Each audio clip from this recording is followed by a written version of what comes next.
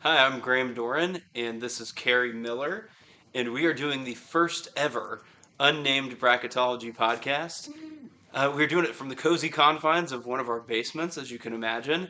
Nothing too fancy, but we're just a couple of Bracketology fans who want to give you an insight into what's happening currently with the men's tournament bracket from two different opinions. We don't always agree on everything, but we come from a place of at least somewhat sound judgment, maybe not always perfectly sound judgment. And we just really wanted to kind of give you some insight into what things look like right now. So, Carrie, you excited for our first ever episode? I am, and we are setting the bar low. I've got a sore throat. I'll be drinking tea throughout this. But if we waited until we were both healthy, we would never do this because we're both parents of young children. So 'tis the season. But I'm ready. I mean, I've been a professional bracketologist. I can say that for 12 years with Bleacher Report. I've been doing it since high school. I, I'm sure you have too. Not professionally since high school, but man, I can remember I've got like physics notebooks from my senior year of high school where I've got like seating listed out and everything. So, been doing this for a long time. I think this will be fun. Yeah, I remember I was probably about 7 or 8 years old, and it was Selection Sunday. And my mom was like, "Hey, your friend wants to invite you over to his house." And I was like, "Well, do they have the bracket show on? Because if the selection show isn't on, I'm not going." So I had to get assurances from his mom that I could watch the selection show if I came over. So yes, quite a long time. I've been submitting brackets online for a while. Been doing some shows over the years. This is the first one with us though, so It is. let's see how this one Let's goes. do it. First thing I want to talk to you about. Uh oh. Some big games happened this week. It's been a Yes. somewhat quiet week, but a few big games. Yeah. Number one that caught my attention was a big game involving Clemson and Miami Mm. last night. How do you Hmm. think that affected the bracket? Yeah, that was big. I think we both had Clemson as our last two seed heading into that game. I think we had the same 1 through 8 overall. So that'll knock them down a bit. They were lacking for quality wins, so that'll hurt them. But it's more so big for Miami, right? The metrics have hated Miami since before the season started. I mean, I think they were 10 in the AP poll and like 35th on KenPom, and they've been trying to bridge that divide ever since. Got destroyed by what was it, Kentucky and Colorado. So they really needed that. Shot like 85% in the second half of that game. That was huge for them, but I think I had Miami around a 9 seed heading into that game, so that's a huge boost for them. What about you? I actually had them as a 12 seed Ooh, in the play-in game, the okay. first four, and it was because of the lack of quality wins. Hmm. You know, they had a strong overall record, but they hadn't beaten anybody, and I think this completely changed that. They looked good doing it, the Miami that we always kind of expected, as opposed to the one that got blown out against some good Yeah, competition. So I think, yeah, I agree. It's a profile changer for Miami yeah. more so than Clemson. I did drop Clemson down from eighth overall down to 10th overall, not bad. I got them Uh, at 12th overall, but yeah, but yeah, three but they seed. were they were legitimately. You could have made the case for a 1 seed for Clemson heading into that game. Now, not from like a they had these fantastic wins, but just if you just look at quadrants and resume metrics and whatnot, they were right there with Connecticut. So yeah, we both settled on them at 8 overall before that game. This drops them a little bit, but yeah, for Miami to get that win without Luca Poplar was huge. If Clemson had won, I wonder if they would have been number one in both KPI and strength of record. And if that was the case, Yeah, no matter what you feel about the team, that's just so dominant on a metric standpoint that I think I actually would have moved them ahead of UConn. They didn't win it though, so no, big victory for Miami. yes, Doesn't hurt Clemson so no, much, no, but I do think it really hurts that chance of potentially being a number one seed because the ACC is not that no, it strong. is not. This was the kind of win they needed if they wanted to make one of those cases to Yeah, me. yeah, they're not going to be many quality wins to come by, so you got to get every Q2 win you can get, which I think that would have actually been Q1 at Miami. But yeah, missed opportunity for Clemson, but doesn't really hurt them. Yeah, I agree. Sticking in the ACC, Mm. UNC picked up a big road win at Pitt. How did that affect your bracket placement? Not much at all. I did not have Pitt in heading into that game, and that's a game. Even though it was on the road, road games, conference play, anything can happen. That's a game UNC should have won. So it doesn't really affect anything for me. I think I had them at 15 overall heading into that. They're still 15 overall for me. Did you move either of them? I actually did. I moved UNC up a little bit. Okay. Not enough to get to the two line. They're now my top three seed. Hmm. So they're, right in the position where if one of those teams like Illinois or Arizona, somebody falls one more time, and Illinois has a game against Purdue. Yep. Not that losing to Purdue would be a bad loss, but I think it might be enough to potentially nudge UNC up, depending on how UNC does this weekend, because they've got another good game this weekend. Yeah, I'm sure we'll talk Illinois more later with the whole Terrence Shannon Jr. thing.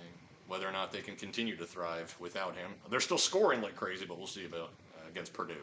I was surprised how dominant Yeah. of a win they had against Northwestern. Yes. I was not expecting to move them up the seed list, but a very dominant performance. And I had Northwestern. They were like my fifth to last in heading into that game. Not anymore. that knocked them out for me. Same. It was not that it was a bad loss. Going on the road to It was ugly. Champaign, It very. was an ugly It's loss. just you can't lose by 30. You No. just can't. So moving on, one other bracket impact game this week I wanted to chat about. Seton Hall Mm. went on the road to Providence, a place where Providence hardly ever loses. Yeah. Got a big victory there. How'd that affect the two of those teams? Yeah, I think I saw it was John Fanta said after the game that in Providence's last 50 games, they're something like 46-1 against teams at home.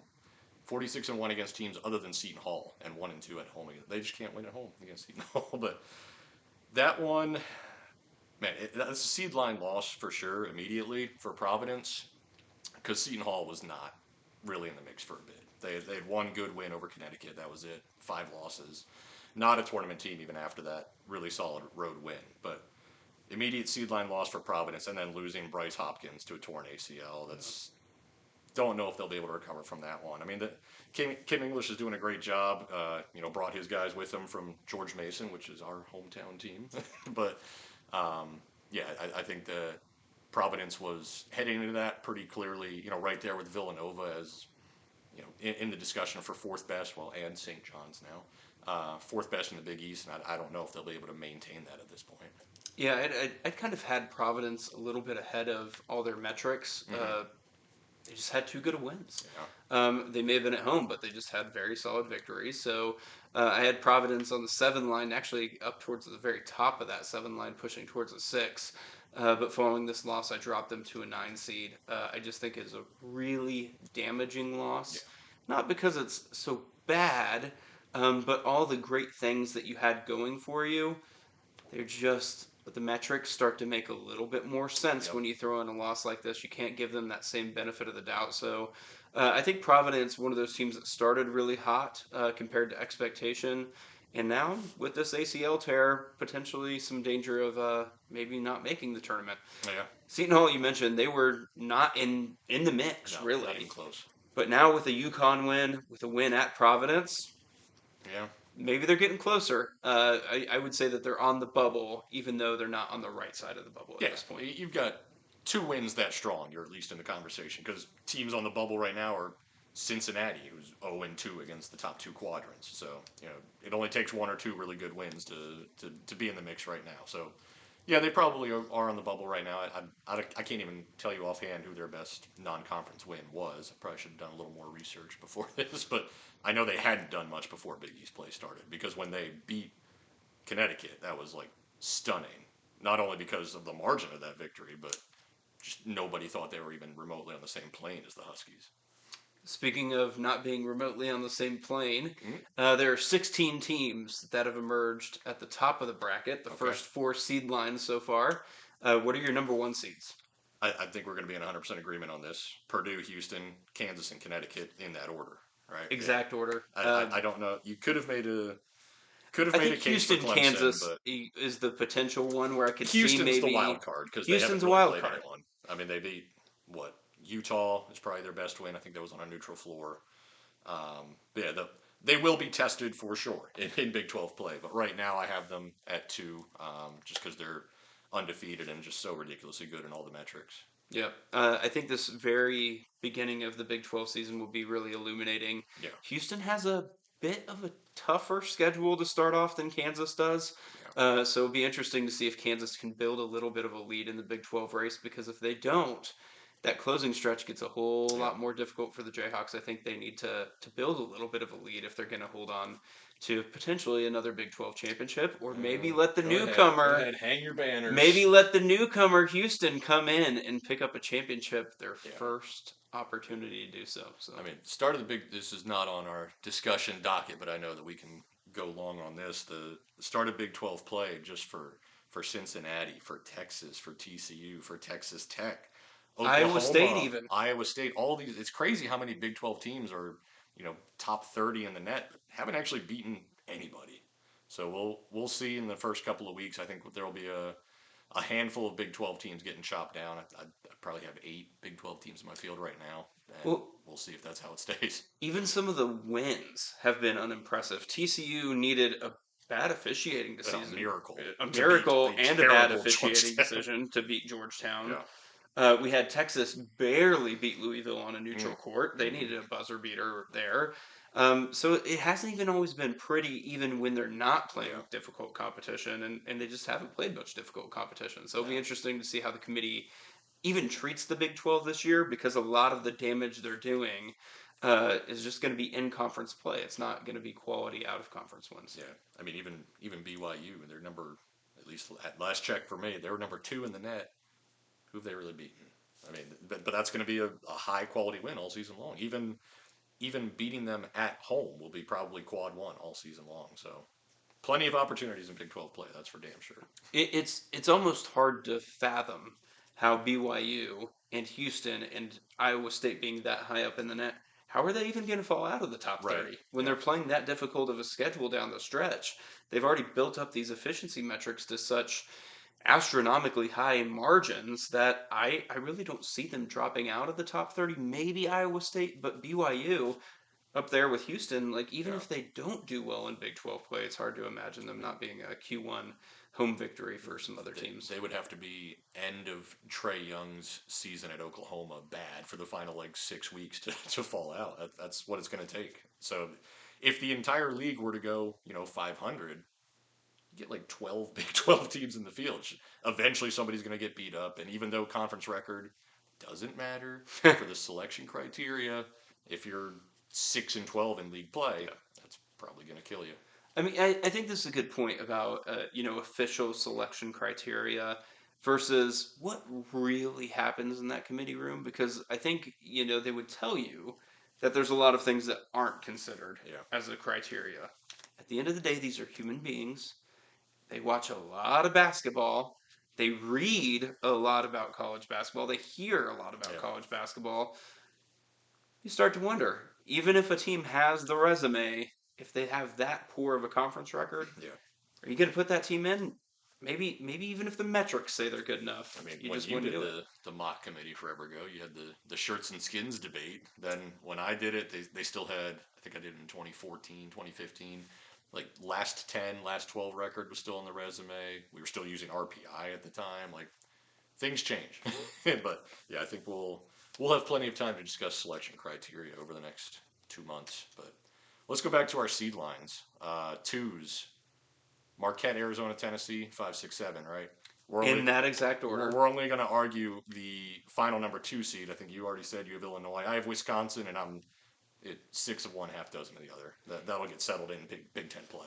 I think for me, it's just the dominance that Illinois has shown, and they've added some quality wins to go on top of that. Not a lot of quality wins, to be Right. fair, but I think the efficiency that they've shown and the dominance combined with the ability to win some big games like Florida Atlantic on a neutral court, I think for me that just totality of what they've presented, I just frankly think they're one of the top 8 teams. Yeah. So to me, that's kind of where that dividing line comes. Is if I was a committee member, I just think they're better Yeah. than the other teams they're competing with. Yeah. I mean, certainly comparing them to BYU in that mix, I'm going Illinois all day, just based on who I think is better. Maybe not from a net or resume perspective, but I do have Illinois at 9 overall, BYU at 10. Memphis and Clemson rounding out the 3 lines. I think we're probably in agreement. Maybe a different Pretty order, close. but you said you have North Carolina. I've up got there. North Carolina at the top of my three That's right. seeds, then Clemson, BYU's there. BYU, as we've talked about, a little bit of a wild card. Yeah. Don't really have the quality wins. They have that win over San Diego State, but that was at home. It's kind of a little difficult to judge Yep. where they should fall. We'll know more soon. And then Memphis is my final 3 seed. Really like Memphis. They've Really just like them. they're quality wins. They're just stacking them up, and they've won on the road against quality competition. Even if people aren't sold on Yeah. Memphis, which I know some people are not sold on Memphis, that's just too many good wins to not be recognized by the committee. So I feel very confident they would be either a 3 or a 4 seed at this point. And I have them kind of right in the middle. But I think they get the nudge for a 3 seed just based on the amount of quality wins they have. Yes. And I mean, David Jones, legitimate first team All American potential. I mean, they could run the table in American Conference play. Obviously, they'll have to face FAU twice, but who knows which FAU is going to show up on any given night. 4 seeds: Kentucky, Colorado State, North Carolina, Oklahoma. Who do you have in that I do not in your top 4?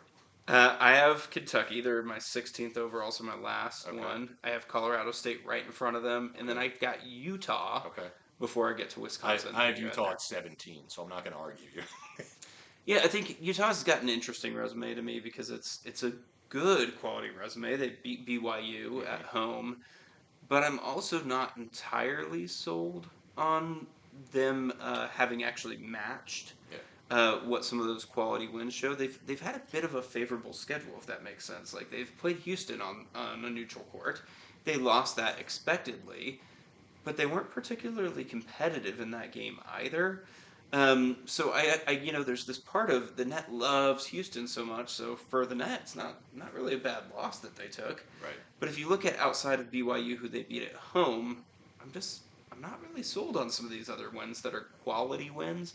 Is Washington at home or Washington State at home really that good of a win? No. I don't think the committee would view it that way. So Yeah. I do have them as a 4 seed right now, but that's really as high as I can get with them, just because I don't think their quality wins are as good in reality as maybe they look on a team sheet. Yeah. And not many opportunities forthcoming. I think they play at Arizona this Saturday.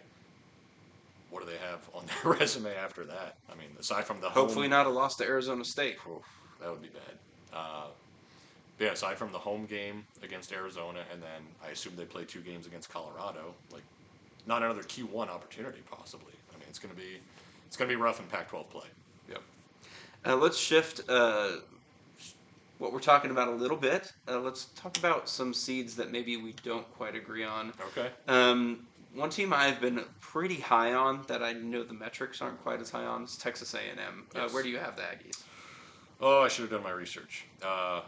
So I wrote something for today on unranked teams most likely to make waves in March, and they were absolutely on that list. 3 quadrant 1 wins. You know, when they're at full strength, they didn't have Tyrese Radford for 3 of their 4 losses, and he wasn't himself. I think he played against Memphis, but wasn't all the way there.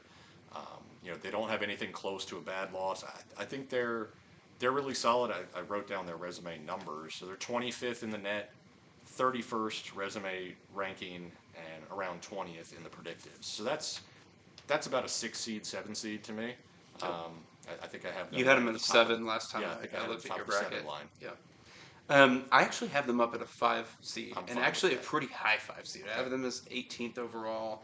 For some of the same metrics that you're talking about, but I think what really stands out for me for Texas A&M, they've got 2 quadrant 1A Mm-hmm. wins. They went to Ohio State, picked up a victory over the Buckeyes. Buckeyes are a solid tournament team. I don't know how high they'll get up the bracket, but that's a very good Yeah, win.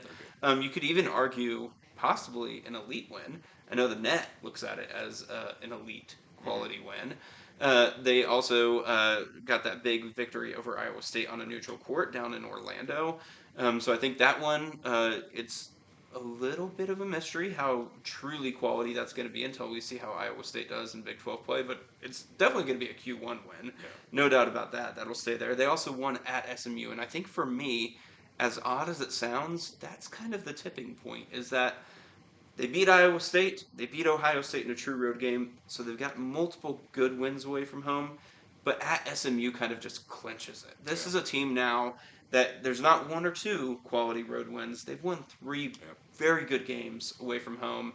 So for me, I just really like teams that have shown they can beat tournament level competition on the road, and they've done that. Yeah, I mean that non-conference strength of schedule is going to help them out all season long. I mean they tanked it a little bit there at the end, facing Houston Christian and I don't remember the other team. Two clear from the day they made the schedule, quadrant four games to wrap up non-conference play. But their eight toughest non-conference opponents, you can count on one hand how many major conference teams played that tough a schedule. So like, yeah, they took their lumps. They're 9-4, but four pretty solid wins and four acceptable losses. So yeah, I think they're solidly in right now. Again, I have them as a 7. You have them as a 5. It's not a huge difference, especially at this point in the season. But I think they're a good team that's going to get better. I wouldn't be surprised if they win the SEC. Speaking of winning a conference, one team that I think has to win a conference to have a shot at a large bid is Princeton. Okay. What are you thinking about the Tigers? I think they are solidly in right now, and that's the qualifier right now because they are not going to get opportunities the rest of the way. Um, you can say the same with Grand Canyon, James Madison. I have them like around the 7-8 line. I think I have Princeton as a 9 seed. And that's just going to go down, even if they win. Like they're gonna drop, unless they go undefeated the rest of the way. They're gonna drop a little bit just by virtue of not getting quad one games. I think their only quad one game was at St. Joseph's, which they lost, and that's barely a quad one game. So I hear you. They probably do need to win that conference tournament, which I think is still just a 4-team tournament. 4-team right? tournament, yeah. I love that. I wish more tournaments would get rid of half of the league, but I think if they're able to run the table until the Ivy tournament, I think they'll be comfortably in. I would agree, just because of the resume metrics and love them so much Yes. at this point. Net actually thinks pretty highly of Princeton as well. 31, yeah. I mean, that's a very respectable number for a team Yes. going for an at-large bid. I'm not completely sold on Princeton because I think when you dig into the quality of the wins, they've got a lot of decent wins. Yeah. So that's why those resume metrics love them. They've done a very good job of not losing games that they should win. At the end of the day, the tournament committee wants to see teams that can beat tournament level competition. That's where I really think they're lacking.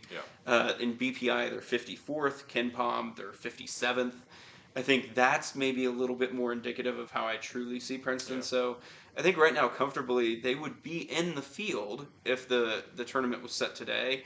But I actually have them as an 11 seed, even though I think a lot of the metrics indicate they should be a lot higher than that. Yep. I just think those predictives are probably more indicative of where the committee would seed them, in my opinion, just because they don't really have the true quality wins to back up those resume metrics. Yeah. I think I'm a little bit higher on all of those one bid teams I mentioned, or one bid leagues. James Madison, Grand Canyon. I previously had Liberty up at like a 10, not anymore after they've been destroyed a couple of times, but I expect those teams to fall down, but we are seeding the field based on how it would be today in theory. So, yeah, I mean, you mentioned the committee wants to see Princeton beat tournament caliber opponents. They do have, I think, 6 true road wins, which the committee loves those road wins. So I think that'll help them a lot if it comes down to any sort of debate in the end. The other teams they're beating too they're fine teams. The Drexels, the Delawares. These are Rutgers. decent teams. But these are really actually decent teams, Yeah. and it makes sense why the resume metrics like them so much because it is hard to win all of those. Ask Villanova how difficult it is to beat Drexel. So, I'd ask a lot of questions of Villanova right about now. you kind of had mentioned Grand Canyon. I think Yes. this is an interesting year because generally you have maybe a North Texas or Charleston sitting out there, maybe an Oral Roberts that you're looking at as an at-large contender from some of these mid-major conferences. We've got a lot of teams in contention this year and in legitimate contention, not a fringe bubble candidate. I think we have a lot of teams like Grand Canyon. We've already talked about Princeton. Who else do you think might be in that category? I mean, Indiana State and Drake. I think the Valley could be a 2-bid league. Mountain West is probably getting at least 5 teams in. As good as that league is, I think McNeese State is the divider for me. I think maybe because they will play nobody in the Southland. They've played They've only played one game so far against the net top 215. They will only play games the rest of the season against teams below net top 215.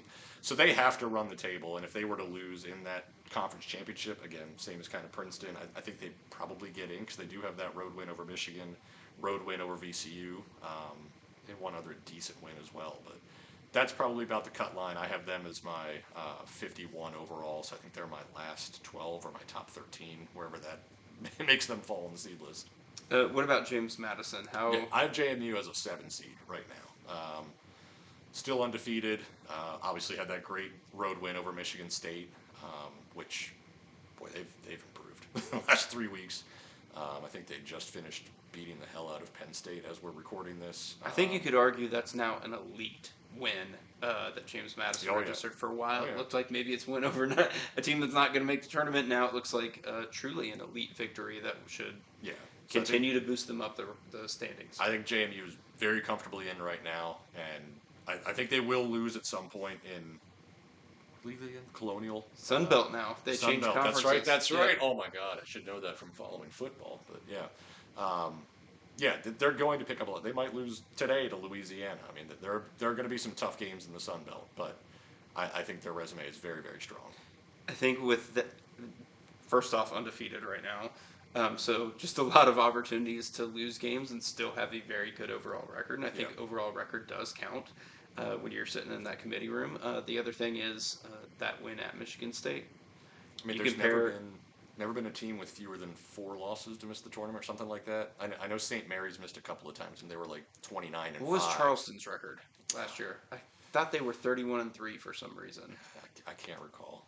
But either way, you're going to A get lot of these- wins is a good thing. A lot of wins is a very good thing unless you played a brutally terrible schedule. Yes. And James Madison has a trump card victory, winning at Michigan State. Yeah. To me, if they're anywhere close to the bubble, the committee's going to say that victory by itself is enough to back up that record to Yeah. get them to the field. So I feel very confident James Madison is headed to the tournament, Yeah. barring a complete disaster. I mean, FAU was what 31 and 3 last year, and they got a 9. So they were underseeded. They got a 9 seed, so they were somewhat comfortably in. Didn't beat anyone in non-conference. I think they was it Florida or Ole Miss. They beat one of the like nowhere even in the conversation SEC teams, and that was it. And that was the knock on them. But they picked up a couple of quality wins. Now that one is Conference USA. I remember that one. Now they are in the American. God help me next year when all of the realignment happens. But I think that's probably the barometer for James Madison is FAU last year. Who do you have just barely into the field? Who are your last 4 teams that would be in Oh, I'm playing glad games? you asked, Graham. TCU and Texas, who we previously discussed, just they haven't done anything. I refuse to put them any higher than that, but I also refuse to keep them out because their predictive metrics are so good. You almost have to assume they'll come around. And then St. John's after its win over Butler, and Florida is my last team in, and I have no confidence whatsoever in Florida. That is just you have to have 68 teams in the field. What do you have your last 4? I have St. John's as well. It's been kind of interesting the past couple days because Kansas State actually took a little bit of a hit when they barely beat Chicago State, but now they're back up there again just because there's a lack of options. Wake Forest has Okay. just barely moved in for me. Okay. That's been due to some other teams losing along the bubble, as sometimes happens. And Yep. New Mexico has just fallen into that category. Yes. They're just falling a little bit further. That Colorado State game, it's not that they needed to win that game, Would have but been nice. if they were a little bit closer, that would have helped too. Yeah. So I think New Mexico is really pushing up against that bubble now. Yeah, I have not fully updated my seed list since Monday, so I did not account for that New Mexico game. I did say I previously had Syracuse in before they lost to Duke, and then after St. John's beat Butler, that was just an easy flippity flop right there. But yeah, New Mexico is probably right in there. I think I had them as a 10 seed heading into that game. I wouldn't really penalize them for that one. I mean, certainly a Q1 game. I think it's Q1A. Colorado State's very good. We both have them as a 4 seed. So I don't have a problem with that. Would have been nice to see them win, or like you said, at least be more competitive in that one. Just kind of out of the field, you mentioned TCU. I think TCU is right there. Uh-huh. Another team from the Big 12, I think Cincinnati's Yes. in that mix. They just aren't quite there for me yet. And then I really kind of turned my attention towards uh, getting a little bit more into that mix of teams that maybe haven't done quite so much when you look at them metrically, but they have good quality wins overall. So St. Joe's, Okay. by picking Yep. up that win at Nova, Hmm. I think that keeps them in the mix. If you look metrics, they don't look like a tournament team. Yep. But that's a really good victory. They have a solid record against Quadrant 1, so St. Joe's is there for me as well. I had St. Joe's in maybe 2 weeks ago. I forget who they lost to. I had both Drake and St. Joe's in, and Drake lost in overtime to UAB. I forget who St. Joe's lost to. That knocked them just barely out for me. So they would be like my sixth or seventh team out right now. I also have Cincinnati, Drake again, Kansas State, who you have just in, I have just out, and Michigan State. I still have them just barely out, although I Ooh. definitely think they look like a tournament team right now. But just man, that 4-5 start where they beat Butler at home and that was their only Ken Palm top 300 win. Like it's going to take more than 2 weeks to recover from that in my mind, but I'm pretty confident they will get there. I have them up to a 10 seed, and the way that they're winning tonight makes me think they're probably due for a bump to a 9 as well. That's fine. I mean, they're at this point, I think the committee would feel like this is a really good team that just had it. Actually, a tough schedule, too. That did it. In hindsight, it was a tougher schedule than I think we were thinking earlier on in Yeah, the year as well. and I think they're top 30 in net, Ken Palm, and BPI. Their resume metrics are like 63, somewhere in that range, which is why I have them just barely out because that 50 in the resume, as you well know, that's kind of the if you're 50 or lower, numerically lower, if you're 50 or above, whichever way you word it, you're probably getting in. And if you're outside of that, there's a good chance you're getting left out. So 63 right now is kind of too bad for me. Let's go into some picks Okay. for this weekend. First game I have for you: who wins UConn at Butler? I think UConn wins. I like Butler a lot, and I am curious to see UConn over the next few weeks adjusting to life without Donovan Clingan. But I think with Stefan Castle back, I think they'll be able to do enough. I think so too. Seems like one of those spots where Butler's a desperate home team, knows that their tournament bid could be on the line if they get this big victory. I don't think it matters. I think UConn's Yeah. too good. I think UConn's just going to win the game. I mean, they couldn't do anything against St. John's the other night, so I doubt they'll be able to slow down Connecticut. Illinois at Purdue could be a game between the number one overall seed and a Oh, team that's maybe fighting for a two seed, potentially a one seed at the end of the year if they pick this up. I mean, I gotta say Purdue wins, and I think they probably smack them. With Shannon being out, I can't buy Illinois long term. And I might look stupid, but that's where I'm at. I think they could be in some trouble because I think they play Michigan State after this as well, so they could pick up two straight losses. We're sitting here talking about them as a 2 seed. They might be an 8 seed in a couple of weeks. I think Purdue's going to win simply because they're the best team in the country. That's it for me. That's why I picked them to beat Fairleigh Dickinson last year. But I would argue that if your analysis was Purdue best team in the country last year, that's where you went wrong. This year, a year older, a year better, and I really do think they are a different team this there, year. Braden Smith is legitimate top 10 player of the year potential. He's not going to bypass Zach Edey, but they could have two first team All Americans. That's a good place to be, which is why Kansas is also very, very good with Kevin McCullough and Hunter Dickinson. I don't see how Zach Edey doesn't win National Player of the Year I at don't this either. point. He would have to get hurt. I just don't see a path, realistic path elsewhere. So let's move on to the Big East. Okay. Big game between a team that we seemingly both have at number 5 overall, Marquette, Hmm. and they travel to Seton Hall, that desperate home team. They are the landmine of the Big East. I remember a few years ago, Georgia Tech was that team where they were just like garbage non-conference play, and then just started picking off all the top teams. So wouldn't shock me if Seton Hall pulls that off. But I think Marquette realizes how how crucial it is to play on the road in Big East play. I mean, they won the Big East last year, both regular season and conference tournament. I think they end up winning the conference this year, and certainly winning at Seton Hall is a big part of Really like your reasoning for why that. Marquette wins the game. I'm going Seton Hall anyways. I think Seton Hall has found something. I don't know if it's going to be consistent throughout the course of the year. I think right now they're on a hot streak, and they need this victory if they want to make the NCAA tournament, I think they're going to get it. So I'm going to pick the Pirates. Oh, that's fine. You're entitled to your opinion. I think that they out toughed Providence last night. They didn't shoot well. They were just tougher than them. Not many teams are going to out tough Tyler Kolek or a Shaka Smart coached team. So that's But, why I'm feeling Mark. I'll go the opposite way with that. I think they can match them, maybe even beat them when it comes to toughness. More importantly, Marquette's not going to get the home whistle for this one. They're not even going to get a neutral court whistle for this one. They're going But to get a true road game whistle. And Marquette's a physical team. Some of those maybe grabs and slaps on the wrist that they might get away with at a home game, I don't think they're going to get away with it here. is Shaka Smart allowed to be the sixth man on the floor in this game? That's the big question.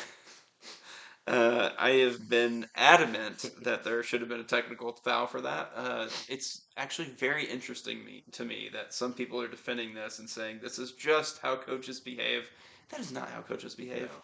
That is a very, very rare occurrence for a coach to do that. So people pretending like this is a typical part of being a college basketball coach. It's just not. I'm not saying suspend the guy or anything like No. that. But he should have gotten a technical It's- foul. it's That's all I'm literally- saying. He should have gotten a technical It's foul. in the rule book. Yeah. Plenty of coaches violate the coaching box. That's for damn sure. But to actually be on the floor, like cutting off Baylor Shireman from getting to the corner, that was brutal. Yeah, and I know some people have said he didn't affect the play. If you are a dribbler and you've got the sideline here, a defender here, and a guy standing right in front of you, how does that not affect your Right. play? I don't understand. Next game. Kentucky at Florida, big contest in the SEC. Yeah, that's huge for Florida. But I think Kentucky gets the win. I think they're definitely top 5 team in the country. Not resume wise, not seed wise, but I think Kentucky, ever since Aaron Bradshaw got back, they're just a different team. I think they're going to get that road win and kind of knock Florida down a peg. I think we're going to see a lot of very intriguing bubble games throughout SEC play because right now I have 7 SEC teams in the 25 to 50 range of my seed list, and so overall I have 9 SEC teams in. I think only 6 or 7 get there in the end, and Florida gets bumped out right now by losing at home to Kentucky. Yeah, I think this is less of an indictment of Florida and more recognition that Kentucky is really, really good. I think Kentucky gets the road win, and they start that case for being an outside shot at a number 1 seed. An SEC regular season champion might have a shot there, especially if it's somebody like Tennessee or Kentucky that's already kind of in the national consciousness. Yep. But Auburn has been playing very good basketball. I wouldn't be surprised if they run away with the SEC and get a number 1 seed either. I think the SEC is unlikely to get a 1 seed, but people have kind of already started to dismiss them as not having a real contender. I think Kentucky, Auburn, Tennessee could all get there. And Alabama is like 5th in all the predictive metrics. They're 8-5. They have no quality wins, but if they were to go on a run, who knows? A final game for us, one that I think is a real tough call. Iowa State at Oklahoma. Who's your pick? It's a real tough call because neither of them has beaten anybody worth a darn. I'll go Oklahoma just because they're the home team. If it was the opposite, if that was in Ames, I would absolutely be picking Iowa State. But I think what Porter Moser's done there with Oklahoma this year. I mean, this is his 3rd season with the Sooners. Finally got his footing in. They look more like a really good Loyola Chicago team. I'm not complaining. That's a good thing to be. But I think they're going to be pretty solid, and I think they get a quality win here. Give me the Cyclones. Okay. I think they've got not. I think to your point, Oklahoma's a little bit further behind in that rebuild than Iowa State is, and I think that this might be the situation where that comes into play. I think Iowa State's built that culture a little bit longer, and first game of the Big 12 season, they might be a little bit more prepared for a game like this. The other thing I'll say is I was not impressed with Oklahoma when they played UNC. I know it was a neutral court game in Charlotte, Yeah, right. but they were not competitive. No. There was nothing about that game where I looked at them and thought, oh yeah, this team's going to be top of the Big 12 material. They just weren't there. Yeah, and I think we both kind of expected that. Like you said, that was a road game in Charlotte. and they kind of came out flat and never really recovered. R.J. Davis was awesome as he's been for much of the season, but yeah, I mean, both of these teams have a lot to prove. Iowa State, Oklahoma, the winner of that game obviously gets a quad one victory, and the other one will be left searching a little bit. Speaking of searching, in our next episode, we're going to be searching you all, the audience. We're going to do some Q&A, so we'll send that out on Twitter, get some advanced Q&A for you, and answer those questions. In the meantime, thank you for joining us for the first ever Unnamed Bracketology podcast. And yes, that is the official title, the Unnamed Bracketology podcast. I'm Graham Doeren. This is Kerry Miller. Thank you so much for joining us today.